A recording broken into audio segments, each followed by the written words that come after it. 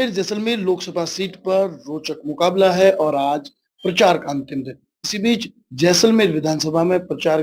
के साथ-साथ कंगना रनौत का रोड शो है और उससे पहले हमारे साथ एमपी कैंडिडेट कैलाश चौधरी है। कैलाश जी, क्या कुछ तैयारियां हैं और कितने तैयार हैं 26 तारीख के लिए और आज अंतिम दिन प्रचार का कितना जोश?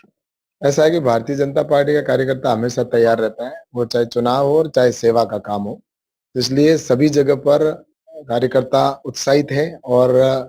यहाँ की जनता है वो नरेंद्र मोदी जी के विकास के साथ है और 26 तारीख को वोटिंग होगी तो उस दिन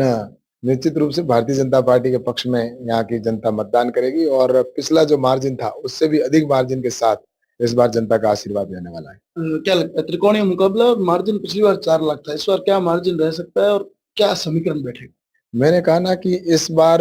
जनता के मन में है नरेंद्र मोदी जी और मोदी जी उनके दिलों में इस प्रकार बस बचे हुए हैं कि कोई उनको निकाल नहीं सकता। इसलिए मैं ये कह सकता हूँ कि पिछली बार से भी इस बार ज्यादा मार्जिन रहेगा, इसलिए मुझे लगता है कि त्रिकोणीय की बात तो कहाँ है, लेकिन ये तय है कि पिछली बार से भी ज्यादा मार्जिन के साथ जनता आशीर्वाद दे रही है और वो इसीलिए है कि प्रधानमंत्री जी ने भारत का सम्मान दुनिया में किया है। आज गरीब कल्याण की योजनाएं बनी है, वो अ, उनके दिलों के अंदर और घरों में जगह कर चुकी है, तो इसको कोई रविंद्र नहीं सिंह निकाल और सकता। उम्मीदवार हम दोनों और मैदान में, क्या लगता है रविंद्र सिंह कितनी बड़ी चुनौती है क्योंकि राजपूत कोट वोटर्स भाजपा के हैं? ऐसा है, मेरे साथ में 36 कौम के लोग हैं और 36 के कौम के लोग जिसके साथ होते हैं उनको मुझे लगता है कि मैं चाहता हूँ कि इस समय जो मुकाबला है वो भारतीय जनता पार्टी के प्रधानमंत्री नरेंद्र मोदी जी के विकास की वजह से उनके साथ है और तो मुकाबले की तो बात मैंने कही है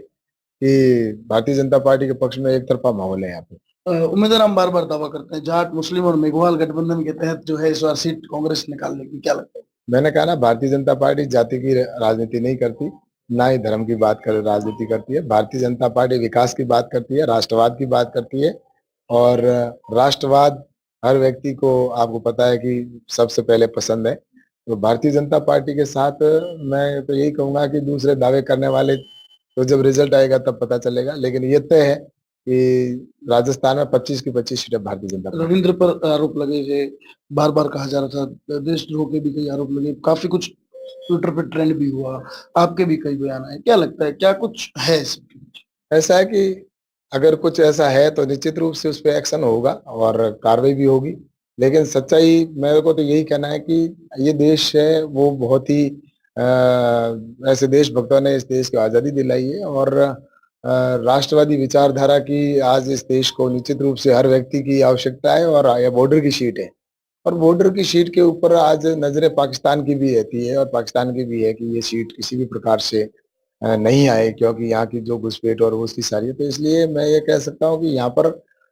यहाँ की जनता है वो राष्ट्रवाद को प्राथमिकता देगी और राष्ट्रवाद के साथ रहेगी और राष्ट्रवाद भाजपा के साथ है। कैलाश चौधरी का साफ कहना है कि यहाँ की जो जनता है वो भाजपा को राजस्थान में 25 की 25 सीट दिलाने की भी बात कही है और उनका दावा है कि सारे दावे केवल दावे रह जाएंगे, लेकिन हकीकत जो है वो जैसलमेर में उनकी जीत से सामने आएगी। क्या होगा ये समय के गर्भ में है। श्रीकांत व्यास, एनडीटीवी, जैसलमेर।